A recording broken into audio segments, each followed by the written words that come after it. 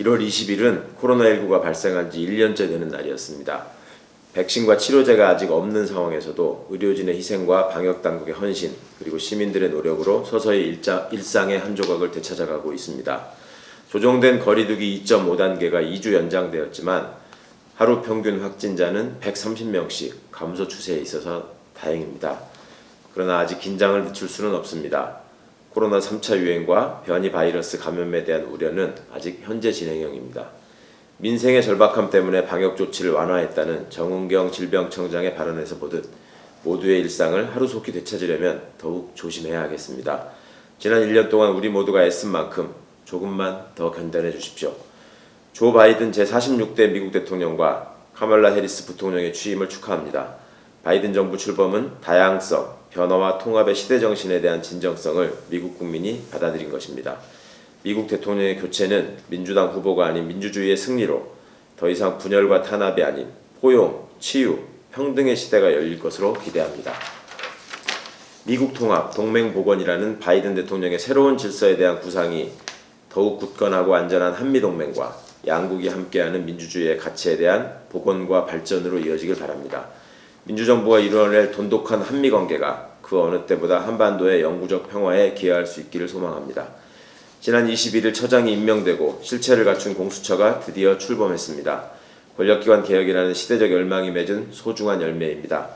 향후 차장과 검사, 수사관 등의 임명 과정에서도 검찰의 폐습이 전이되거나 검찰에서 파견된 직원들을 통해 내부 정보가 유출되는 일이 없도록 철저히 감시할 일이며, 처장의 약속처럼 완전히 새로운 수사기관의 표준을 제대로 정립할 수 있도록 시행착오를 줄이는 데도 최선을 다해야 할 것입니다. 아울러 어떻게든 채널A 검언유착 사건을 덮으려는 검찰의 시도와 함께 김학의 사건을 둘러싼 제19 감사기가 노골화되고 있음에 주목합니다. 고인이 된 백재영 수사관의 휴대전화에 청와대의 엄청난 비밀이 담긴 것처럼 연기를 피워가며 비밀번호 해제를 위해 들였던 노력과 현재 한동훈의 휴대전화에 대한 수사진척 상황을 보면 이들이 거리낌 없이 행하는 선택적 정의의 실체가 유감없이 드러나고 있는 상황입니다. 편파적 언론과 결탁한 장난질 또한 여전합니다. 관련된 검찰 간부들에 대한 공수처의 수사를 피하기 위해 무리한 무혐의 처분을 시도한다면 국민적 저항은 물론 막중한 책임을 면치 못할 것이라는 점을 엄중하게 경고합니다. 107명 의원들의 연명으로 위헌적 행위를 저지른 법관 2명에 대한 탄핵소추가 촉구되었습니다. 사법농단이라는 역사에 남을 오점은 국회가 해당 자들의 탄핵과 법과 제도의 정비를 통해 최종적으로 정리할 책임이 있습니다. 하물며 사법부 스스로 법관들의 위헌적 소행을 인정하고 법관 대표회의에서도 탄핵소추를 요청한 사안을 그대로 방치한 채 당사자들이 무사히 퇴임하게 놓아둘 수는 없습니다. 법관은 신성불가침의 존재가 아닙니다. 정의를 더럽힌 법관의 탄핵에 열린민주당이 앞장서겠습니다. 거대 정당도 조속히 당론을 정해 동참하여 주기를 바랍니다. 우리나라는 산재 사망률 OECD 1위라는 부끄러운 오명을 안고 있습니다. 지난해에만 16명의 택배 노동자가 과로로 유명을 달리하셨습니다. 지난주 노사정 합의기구가 과로사 대책 1차 합의문을 발표했습니다. 이번 합의에서 가장 핵심적인 사항은 택배 노동자의 과로사를 부추겼던 공짜노동 분류 작업을 더 이상 배송을 담당하는 택배 노동자들이 하지 않게 되었다는 것입니다. 택배 운송업이 시작된 지 28년 만에 이루어진 쾌거입니다. 장시간 노동을 실질적으로 단축하여 일하다 죽지 않게 할 수 있는 중요한 첫걸음이라고 평가합니다. 설을 앞두고 1차 사회적 합의를 하면서 총파업은 피했지만 아직 우리에게 주어진 과제들은 여전히 많습니다. 소중한 1차 합의문은 신속하게 이행되어야 할 것이며 거래 구조를 개선하여 현장의 문제들을 바꿔나가고 앞으로 2차, 3차 합의가 합리적 논의를 통해 지속적으로 이루어지기를 성원합니다. 고맙습니다. 지난 22일 이탄희 의원, 유호정 의원, 용해인 의원과 제가 사법농단 판사 탄핵에 동의하는 각 당 의원들을 대표해 기자회견을 했습니다. 이번에 탄핵 대상으로 지목된 판사는 박근혜 청와대와 세월호 7시간 관련 재판 거래를 하여 법원에서조차 헌법 위반 판정을 받은 임성근, 이동근 판사입니다. 이들뿐 아니라 사법농단에 참여한 판사들은 사법개혁의 하나로 확실한 징계와 처벌을 받았어야 합니다. 그러나 이러한 임무를 부여받은 김명수 사법부는 그 소임을 다하지 못했고 그 결과 해당 판사들이 임기를 마치고 나갔거나 여전히 법대에 앉아 판결을 내리는 비상식적인 상황이 지속되어 왔습니다. 20대 국회는 1심 판결 후로 미루자는 논리로 이들에 대한 탄핵을 회피하였습니다. 이제 21대 국회의 책임이 되었습니다. 많이 늦어졌습니다. 위 탄핵 대상 판사 중 한 명은 이달 28일에 처리될 사직서를 이미 제출한 상태입니다. 또 다른 한 명도 2월 말 법복을 벗습니다.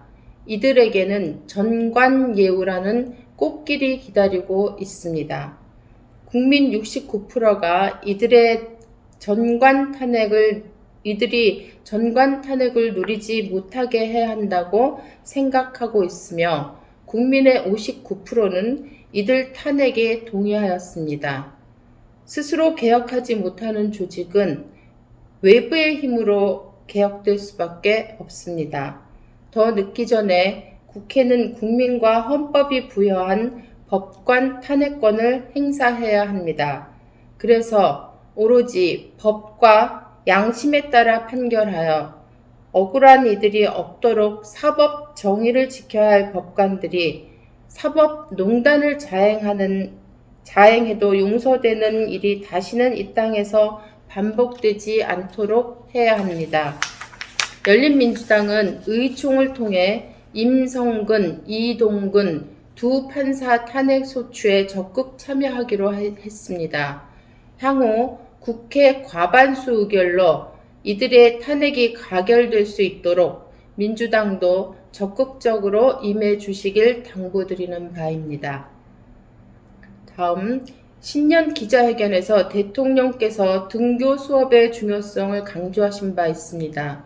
때마침 정은경 질병청장도 학교에서의 감염률에 대한 연구 결과를 발표하였습니다.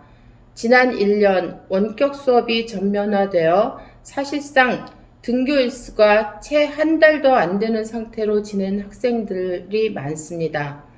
이로 인해 학력 격차뿐 아니라 정서적, 심리적 성장이나 사회성 면에서 심각한 어려움을 겪는 아이들 문제가 새로운 사회적 과제로 등장하고 있습니다. 이 점에서 등교 수업을 중심으로 학교 정책이 전환되는 계기가 만들어진 것은 환영할 만한 일입니다. 다만 아직 코로나 상황이 완전히 진정된 상태가 아니라는 점에서 학교 방역에 대한 보다 세심한 점검과 준비가 필요하며 특히 거리 두기가 불가능한 과밀 학급 해소 방안도 동시에 적극 검토되면서 추진되어야 할 것입니다. 이상입니다.